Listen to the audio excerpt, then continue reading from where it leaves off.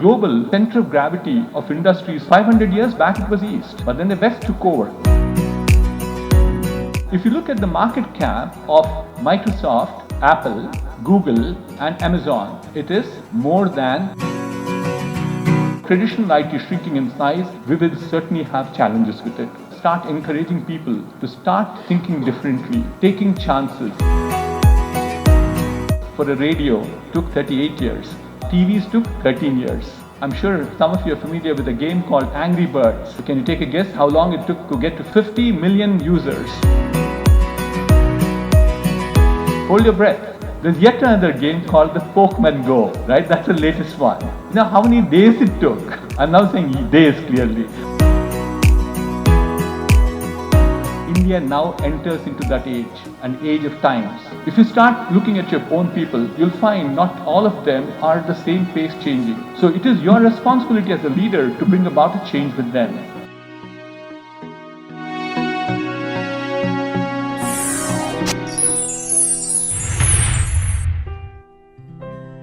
Why is leadership important in this era of disruption? Why do you call this as an era of disruption? Because there are tectonic shifts that are occurring in many facets of the society today. It is not just driven by one, but it's driven by many. A few things that I will articulate. One is that you see that the global GDP or per person GDP is growing, but equally important is per person GDP is also growing around the world. That's a big shift. If you go back and plot for about 6 million years BC and see Human Development Index compared to population, and you will find that only in the last 200 years you see the HDI moving in exponential form, and especially last 20 years it's really going up into the sky. We also see that the demographics are changing. Countries like Japan had the demographic dividend till about 2 years back. India now enters into that age, an age of times. We certainly are a country which will probably enjoy this for about under 35 to 40 years. The population, which is between 15 to 64 years, will be more than 50% of the total population of a nation, which means that the working population is higher than the non-working population. We also see a tremendous amount of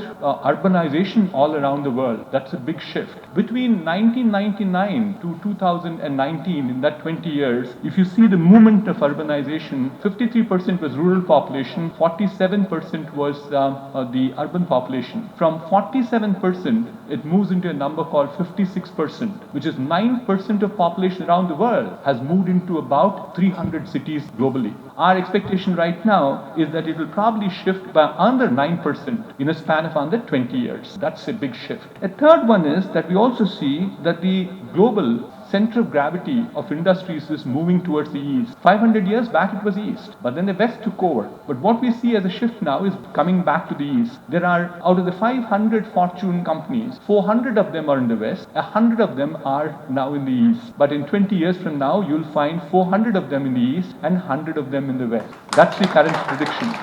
We also see that the consumer landscape around the world is changing. If you look at so-called G6 countries around the world, which is USA, UK, Japan, France, Italy and Germany, the consumption in 2005 was 24.7 trillion. Compared to that, the evolving developing nations, which is called the B6, or they were called Brexit for a while, but now popularly known as B6, which is India, China, Russia, South Korea, and it also has Brazil, was about $7.5 trillion.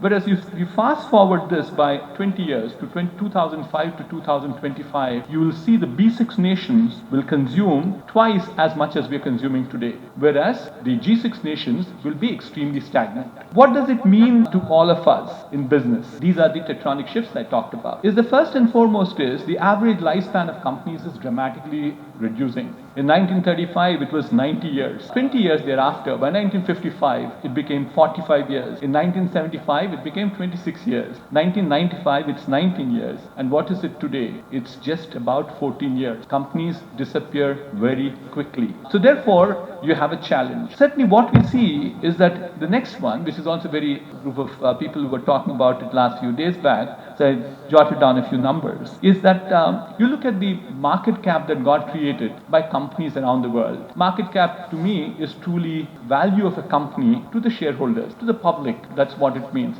Certainly to me, it means a lot to me. The value creation of a company is a true reflection of market cap. In 2006, if you look at the top 10 companies in the world, the company which had the highest market cap was ExxonMobil. It had about $300 billion of market cap. In the top 10, if you look at it, there's only one company which was technology company, and that was Microsoft. So you fast forward this by 13 years and look at the same 10 companies first. And if you look at those 10 companies, only company which appears in the list of 2019 is Microsoft. And now look at, therefore, which are the other 9 companies which have appeared in this list. Now, Apple and Microsoft fight with each other literally on a daily basis to get the highest market cap in the world. And I'm sure several of you are aware, they fight for this number called $1 trillion market cap. And if you look at the market cap of Microsoft, Apple, Google, and Amazon, it is more than the GDP of our nation itself. So therefore, what has happened is, you see the shift that's happened, a technology shift. The top 10 market cap companies in the world are primarily tech companies or financial services companies. One exception was Johnson & Johnson, which appeared in the latest list. So what does this mean to all of us further? Is that technology is changing at a rapid pace. 50 million users for a radio took 38 years. TVs took 13 years. I'm sure some of you are familiar with a game called Angry Birds. So can you take a guess how long it took to get to 50 million users? 35 days. Hold your breath. There's yet another game called the Pokemon Go, right? That's the latest one. How many days it took for them to reach 50 million users? 5 days.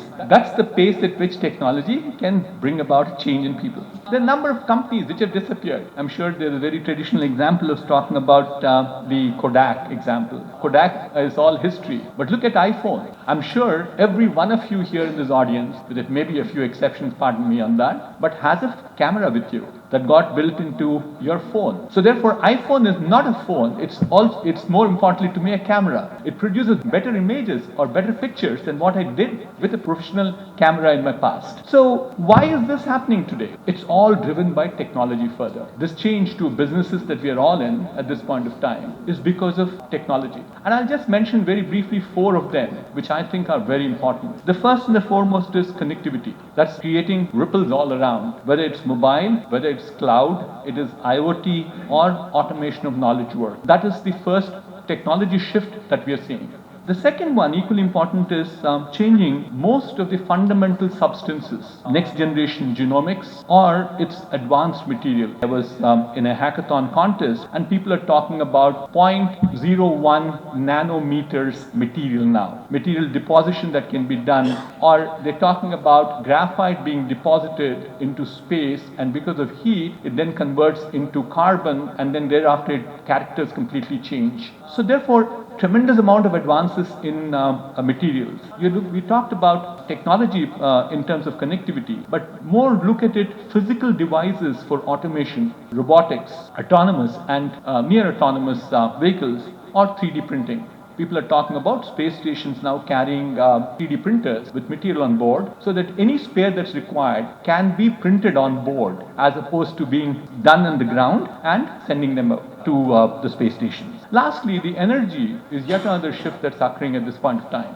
We think finally it will become renewable, solar or whichever they are, will become the order of the day. Certainly environmental pollution today we are talking about so intensely cannot be stood any longer by nations around the world. So therefore, I think you see already a shift occurring in energy storage. I honestly am an engineer and I can't still understand that I have a charger with me which can keep my iPhone on top of the charger, and without a contact, it still charges it. I don't know what waves or mechanism it works, but that's how innovation happens. Or you got advanced oil and gas exploration and recovery. Example being United States. Today they are self-sufficient. Where did that come from? It came from shale gas. They brought in the technology which can not only get this, do the exploration, but equally important was recovery. So therefore, what do we do as leaders in this environment? The first and the foremost to me is that we have to create an environment, create companies which can definitely see the change. And as a leader, you have to be the change agent. You have to lead it from the front. So certainly, I think all this it means is organization leadership becomes important, and leaders have to build companies which are agile. No more of companies which will have the pyramidal structures. Are very familiar with the structure. Reporting to reporting to reporting. Accountability will improve. It doesn't work any longer that way. It has to definitely be an organization which is extremely flat, and that is the leader's responsibility. How do you create them? I think if you're waiting for disruption to occur to your business, you'd be too late in life. We have seen that happening. I had a conversation with some senior leaders from the technology industry. We believe that if you look at the traditional IT services, which is about $100 billion today, about 5 years from today, probably will shrink to about $50 billion. Not that I'm saying that as a result of it, this industry itself will shrink. Only thing I'm saying is, unless we find other technology, traditional IT shrinking in size, but unless we find new technologies and new service offerings, which is digital, which is solutions, we will certainly have challenges with it. So therefore, you take it head on, and leaders who've been strong communicators, strong will, are people who have definitely built companies which can weather this disruption that's happening. The second one is that you need to embrace a culture of innovation. The world is all about innovation today, and that's not very difficult. We've seen that change coming in a number of companies. So long as you start encouraging people to start thinking differently, taking chances, taking risks with whatever services they offer. Certainly have a tolerance for people failing. Tolerance to failure has to increase. Ability to work in groups, because today all products are not any longer limited to one particular technology. A very favorite example of mine is precision agriculture. Never did we think that agriculture would require technology. We fly now drones, which involves now just drone technology. Thereafter, there is technology associated with visualization, which is basically cameras. And thereafter there's imagery, there are AI tools. As a result of that, a drone flies on top of an agricultural field. Today we can get 64 parameters of what's happening to the crop. So therefore, it has to become interdisciplinary, cross-disciplinary, and that's how we will flourish more amount of innovation. My third submission is, you certainly have to be empathetic towards people, because the world is changing again. If you start looking at your own people, you'll find not all of them are the same pace changing. So it is your responsibility as a leader to bring about a change with them. Certainly we are developing a number of in-house courses with them, in-house training for them. Unless you handhold them, because its organizations are built and leaders lead people. So therefore, we need to definitely take care of people. And thank you very much, Gilli Garu, for inviting me.